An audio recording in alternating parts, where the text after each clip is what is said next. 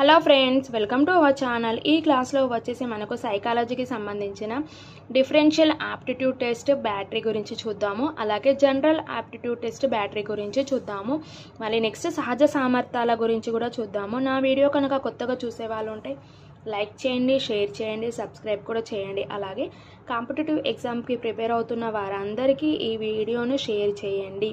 Next సైకాలజీకి సంబంధించిన classes అన్ని video ఛానల్లో ఉన్నాయి, చూడండి. ఓకే ఫ్రెండ్స్, నెక్స్ట్ ఈ క్లాస్లో వచ్చేసి మనకు డిఫరెన్షియల్ ఆప్టిట్యూడ్ టెస్ట్ బ్యాటరీ, దీన్ని DATB short full form. Next దీనికి వచ్చేసి భేదాత్మక సహజ సామర్థ్య పరీక్ష అని కూడా అంటారు. డిఏటిబి అంటే బెన్నెట్ సిషోర్ వెస్మన్ సహజ సామర్థ్యాల పరీక్ష. మొత్తం 8 సామర్థ్యాల పరీక్ష ఉంటుంది. డిఫరెన్షియల్ ఆప్టిట్యూడ్ టెస్ట్ బ్యాటరీ మొత్తం 8 సహజ సామర్థ్యాల పరీక్షలు ఉంటాయి. 8 అవేంటి? శాబ్దిక వివేచనమేమో 50 అంశాలు, అమూర్త వివేచనం వచ్చేసి 50 అంశాలు, స్థానబంధాలు వచ్చేసి 60 అంశాలు.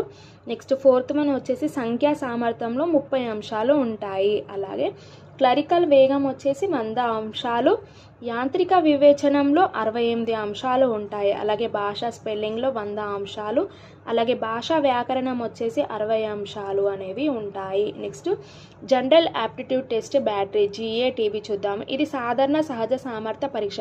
ఇది భేదాత్మకం, ఇది సాధారణ.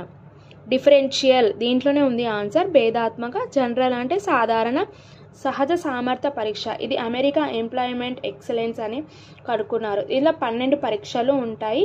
8 రాతపూర్వకమైనవి, 4 నిష్పాదమైనవి. ఇట్లా మొత్తం 9 సామర్థ్యాలను గుర్తిస్తారు. నెక్స్ట్ సహజ సామర్థ్యాల గురించి చూద్దాము. ఇవి 3 రకాలు. ఒకటి విద్యా సంబంధం. విద్యా సంబంధంలో ఏమేమి ఉంటాయి? మెట్రోపాలిటన్ రెడీనెస్ టెస్ట్, అలాగే డిఫరెన్షియల్ ఆప్టిట్యూడ్ టెస్ట్. విద్యా సంబంధంలో సహజ సామర్థ్యం 3 రకాలు. అవి ఏంటంటే విద్యా సంబంధం, వృత్తి సంబంధం, కళా సంబంధం. విద్యా సంబంధం